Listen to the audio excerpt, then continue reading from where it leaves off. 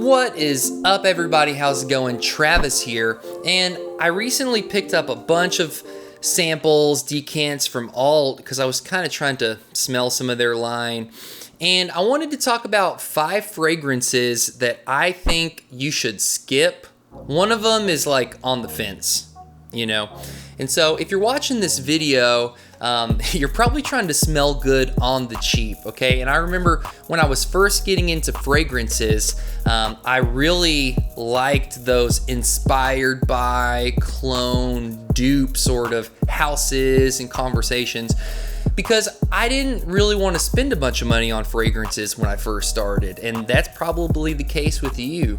And as I've built my collection, you know, I probably have about 30 bottles now. I have Dior's, Chanel's, and different ones, and I've kind of learned what to look for in a fragrance. So that being said, you know, not everybody that says they have a clone of a particular fragrance means that it's a good one, okay?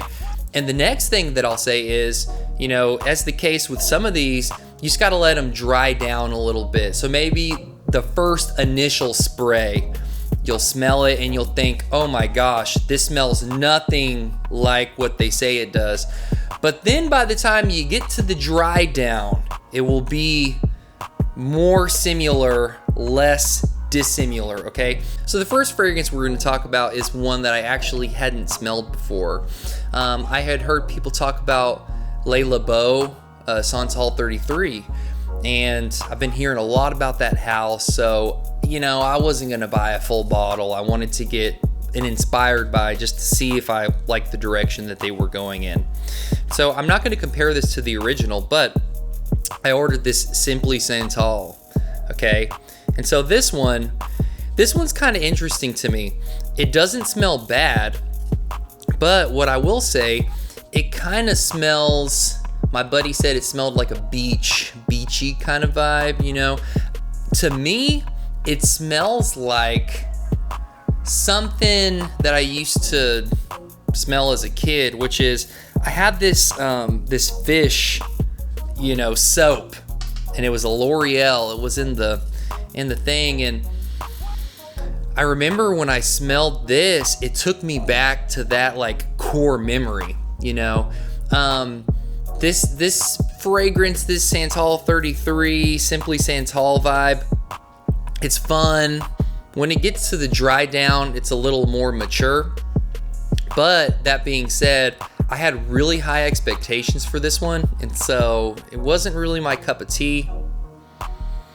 I'll let you know if my opinion changes, but I will say I like the dry down better than the opening. Opening smells a little kiddish, synthetic, and for that reason, Simply Santal is a pass for me. The next one I wanted to talk about was kind of in the same vein.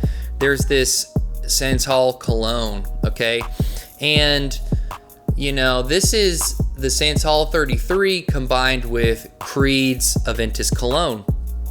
And so this one I actually sprayed it on earlier, and it's very interesting to me because there's a bit of a rub there with the combination of the Aventus cologne, which is a bright, citrusy kind of fragrance, and then this, it leans more into the Santal, but it creates this friction that I'm not a big fan of. And the smell that it reminds me of is like a vitamin sort of smell. So when you open up like a multivitamin, like, you know, the one a days or something like that, and you smell it, that's the sort of nuance that I get there. And, you know, I kind of wish that they would have leaned more into the Aventus cologne direction, because that's like brighter, more fresh. But this kind of goes dark. It's a little darker, deeper. And then with that vitamin chalky sort of thing, I couldn't get over it. Now, your mileage may vary, but that's something that sticks out to me that is a deal breaker for me. Now, the next one that I want to talk about is Nirvana. Okay, so I got this Nirvana, and this one I had never smelled Elysium either. I was kind of trying to catch the vibe, and I knew it was a Fougere, and when I smelled this, it definitely has that like herbal quality to it. So let me spray it on here. It's got the Fougere vibe. I asked some friends, they said it was a mature, refined smell. And it comes out to the gate fresh. It has a little bit of a herbal thing that's going on. And I like it for the most part. It's not like exceptional, but it's just not that strong. And at its worst, like some of the vibes that it gives me, and fragrances are weird like that, because like sometimes you smell them and it's one way, then you smell them later and you notice something else. So this last time I was smelling it, it's like the opening's okay. It's Fougere fresh with a little bit of herbal, but then when I got into the dry down, it had this like baby wipe sort of vibe. And so that being said, this one, it's not necessarily a hard pass for me, but it's just, I wouldn't go for this, okay? So to recap so far, Simply Santal, this is a pass, like I don't like it that much. It's kind of fresh and fruity and, a little childish in my opinion. It's a pass.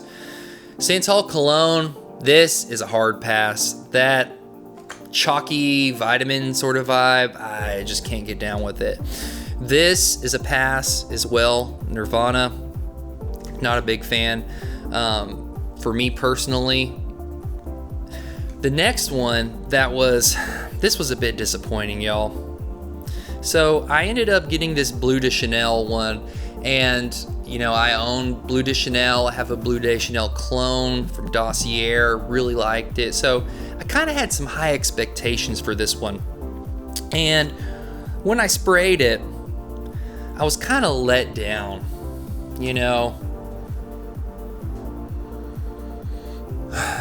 And it smells a little bit better now. But it kind of lacked that sparkle, that, if you want to know, it kind of smells like a watered down version of Bleu de Chanel, okay? And for that reason, I was just expecting more. So for this one, hard pass, not gonna do it. Now, the last one that I'll say that's very interesting is this Stallion, okay? So this Stallion, I have a decant of Parfums de Marly Layton, and this one was interesting because in the dry down, it smells very similar to Layton. It was hard for me to tell the difference. But the opening, it's kind of a little, it doesn't exactly get you there, and it lacks some of the punch of the original. So this one, I'm kind of on the fence. For me, because I like Layton, and it's like I would want to own that bottle, it makes a lot of sense. The opening, they're not the same. That opening, they're going to smell different.